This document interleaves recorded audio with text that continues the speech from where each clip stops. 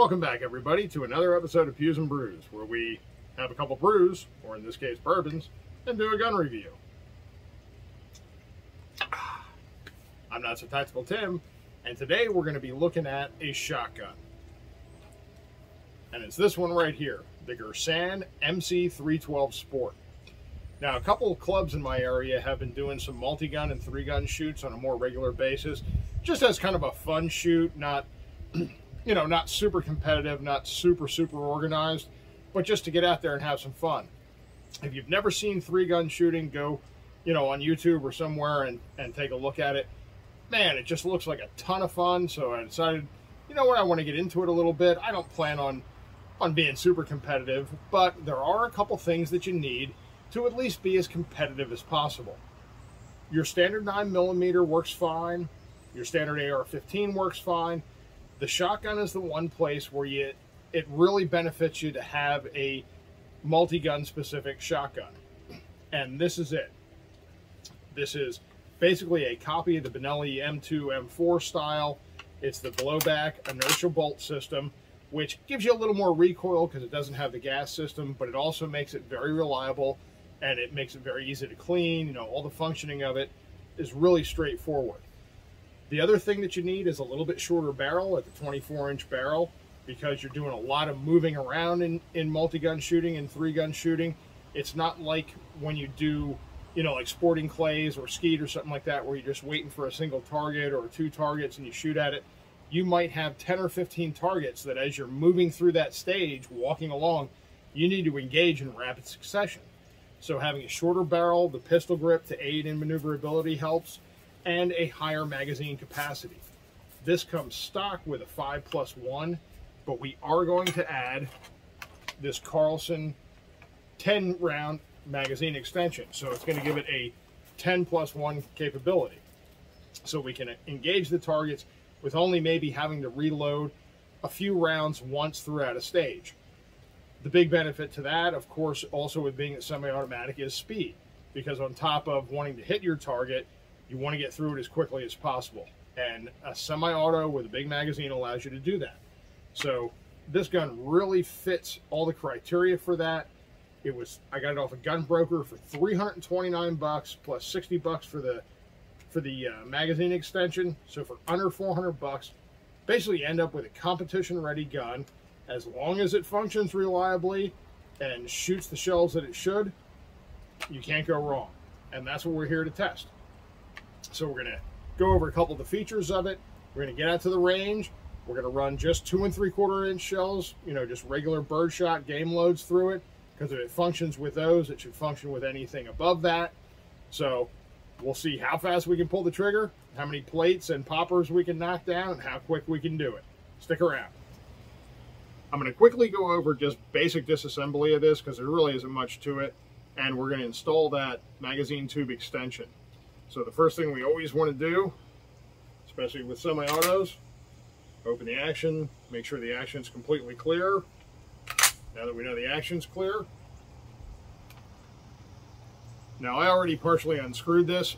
You want to remove this magazine cap on the end. Now, they're not permanently attached, but in this particular style of shotgun, the forend and the barrel come off as one piece. Your charging handle here is just in with a ball detent, so just give it a sharp pull, that'll come right out. And then you can just lift your bolt right out the front. Now if you see this rod that's dangling down, that actually goes into a cup here on a plunger that's in front of the spring that's in the buttstock, and that's the inertia recoil system. So that spring is what gives your forward momentum after your blowback recoil to lock the bolt back in place. I always like to reinstall these with them hanging like that. Just drop it down in, get everything lined up, make sure it's in there and your plunger's functioning properly. The only kind of downfall to these inertia systems is they tend to give you more felt recoil, because you don't have the gas system that's taking some of the recoil up. This is all just blowback, so you, especially with heavier loads, even with game loads, you tend to get a little more recoil with this style than you do with a standard gas operated gun, but it makes the functioning much simpler. So, and they do function well with multiple varieties of loads, whereas a gas system, you know, may not function quite as well with real light loads. You know, these tend to function pretty good. Now, to install the extension tube for the magazine, the first thing you're going to have to do is, now I've already removed it, but you're going to have to remove the original magazine spring, which is held in with this metal cap that's pressed into there. All you need to do is, there's a hole in the center of that. Just get in there with a small screwdriver and just gently around the hole in the middle start prying it up, and you'll be able to work it out. When you start prying that up, when it starts coming out a little bit, you definitely want to have your hand over top of this, because you have all the spring pressure of your original magazine spring. So when you get it about halfway up, make sure to keep it covered, because if that pops out of there without you having control of it, it's going to go flying. And you definitely don't want to be looking down at it while you're doing it. You want to have it pointed away from you in a safe direction, unless you want to dent in your ceiling or something. Just make sure to have good control of that when it's getting ready to come out. But we remove that, the original magazine spring. Now we do have to put the barrel back on. Just slide everything back down in like that. I'm going to leave the original follower that came with the gun in here, because the original follower is aluminum. The one that comes with the extension kit is this plastic one. It's supposed to be a, you know, it has this long piece on it. It's supposed to be a non-tilt. Really, there's the one that's in it should function just fine. And this one being plastic, it grabs a little bit in the tube. It's not real smooth in the tube. So I'm going to stick with the aluminum one. I think that should work fine. You don't have to use this specific one anyway. Once you have everything back on, you want to take your magazine spring. Now this is the one thing with these kits that some people don't really like. I mean, it's just something you got to deal with, is the fact that when you go to disassemble the gun for cleaning or anything else, because of how it's set up with your nut being part of this extension tube, there's no other way around it than to have to pull the whole spring and everything out when you disassemble it to clean it. It's just something you got to deal with. The other thing I'm going to say is, a lot of videos that I've seen of this, I'll get this out of the way, there's about a ½ inch sticking up of non-threaded magazine tube. And because of how shallow the nut is as compared to the original one on these tubes, you can see that difference in length. These extension tubes won't screw down all the way because of that extra ½ inch sticking up that's not threaded. This is a brand new gun from the factory and does not have that non-threaded section on there. So I don't know if that's something that they decided to address because they, you know, saw that people were having issues with it, but this one is threaded all the way up to the end. The other thing too is it comes with this knurled spacer.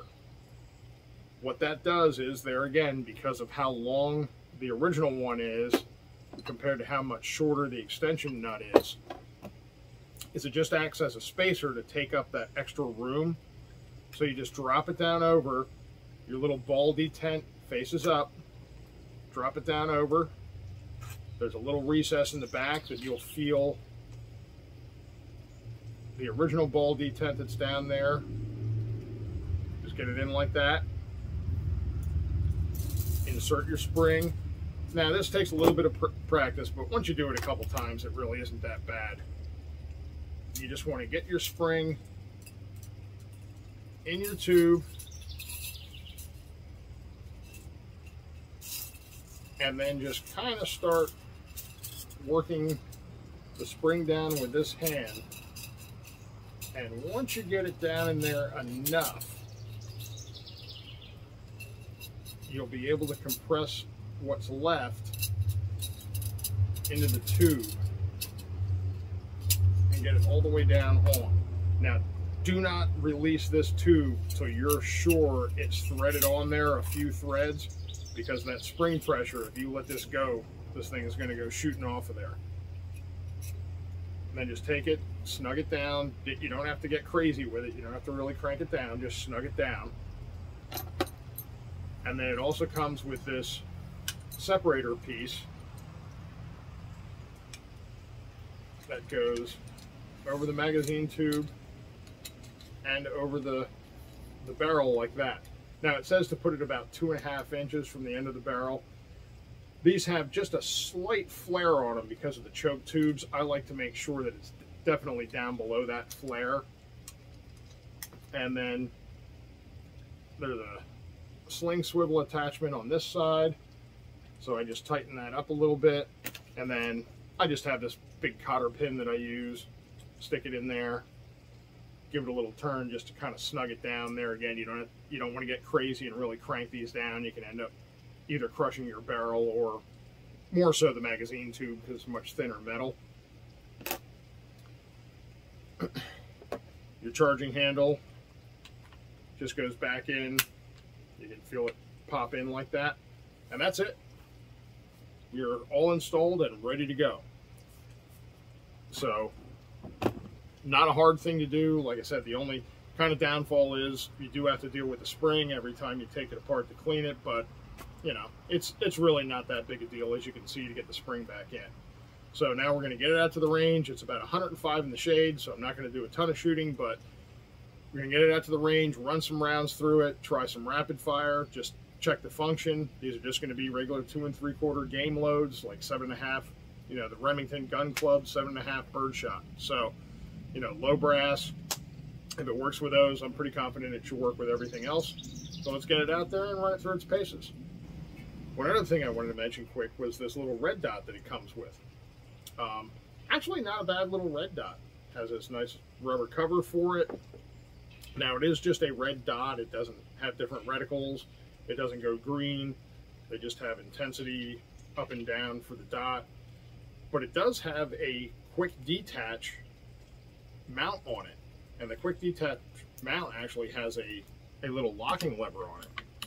So you just sit it on, flip that over, and it's ready to go. And it won't pop off because you have to pull this locking lever back in order to open it back up. So, you know, I'm not going to use it for what I'm going to be shooting with this, but if you're getting it as a turkey gun or something like that, having that red dot, you know, probably isn't the worst thing in the world. I'm sure I'll throw that on a plinker or something and test it out and see how it works, but there we go. Okay, we're out here just going to run a few through it just to check function.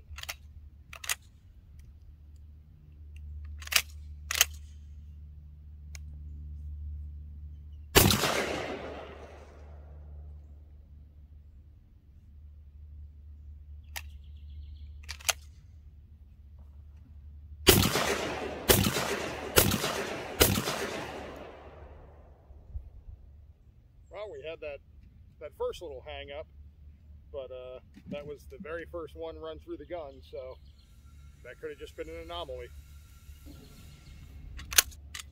Okay, now we're just going to go rapid fire.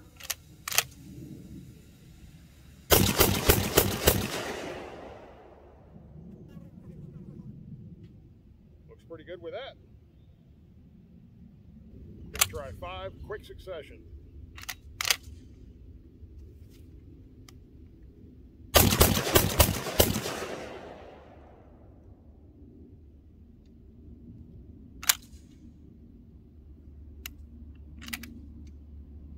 Very first one had that hang up, flawless since.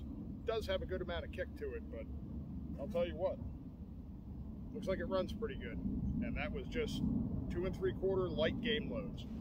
Got full 10 rounds loaded in here, so we're just going to try it on some plates and poppers, see if it runs through all 10 the way it should.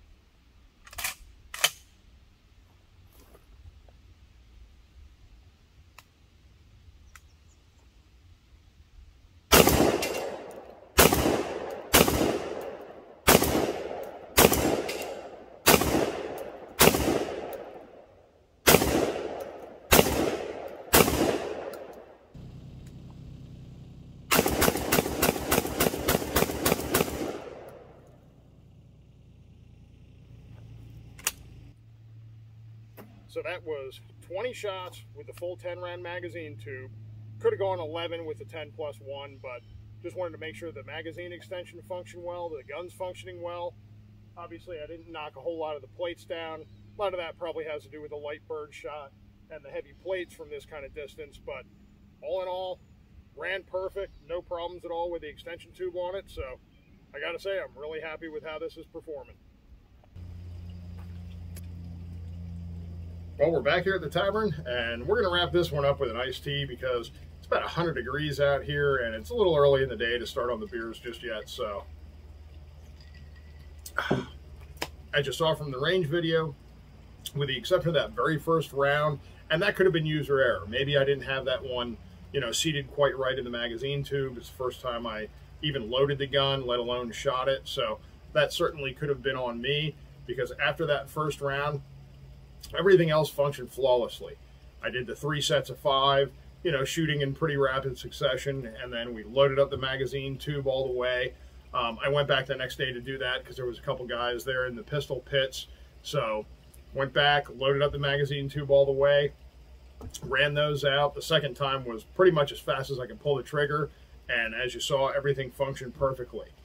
Now with these inertia guns, there is a little bit more felt recoil, so if you're looking at something to do like sporting clays or skeet, something where you're going to go out there and shoot 100 or 200 rounds in a day, this might not be the best gun in the world for that, unless you're going to put maybe a different recoil pad or something on it. Or if you're not real recoil sensitive, it doesn't really matter. The nice thing about the inertia system, though, is it makes cleaning extremely simple. All you got to do is, like I showed with the disassembly when we put the tube on, pull it apart, swab the barrel out. There's no gas ports or anything like that that you have to worry about getting clogged up. You can pull the bolt right out the front, give that a good wipe down, slap it back together, and you're good to go. I mean, the cleaning's very simple, the function's very simple, and as you saw from the video, it certainly seems like it's really reliable. So I don't see any reason why somebody wouldn't be, perfectly willing to go out and pick up one of these Girsans. Now, the other thing I want to mention too is this is the particular style that I got because of what I'm going to use it for, but they do make, camo and wood stocked versions, regular hunting versions, that sort of thing, that are in the same, the same kind of price range. So really, I think for all this gun offers at that kind of price point, now I got a pretty good deal on Gunbroker. They, normally you see them for about $3.99, but even so, $3.99 for a good quality semi-automatic like this, man, you just can't go wrong. So I certainly wouldn't deter anybody from going out and picking one of these up. If you're looking something, for something especially for hunting, throw in the back of the truck, you don't care if it gets beat up or anything like that, man, this got to be perfect. So that'll pretty much wrap it up from us here at the tavern. Till next time, get out there and do something useful with yourself and get pewing. We'll see you. Man, it is hot out here.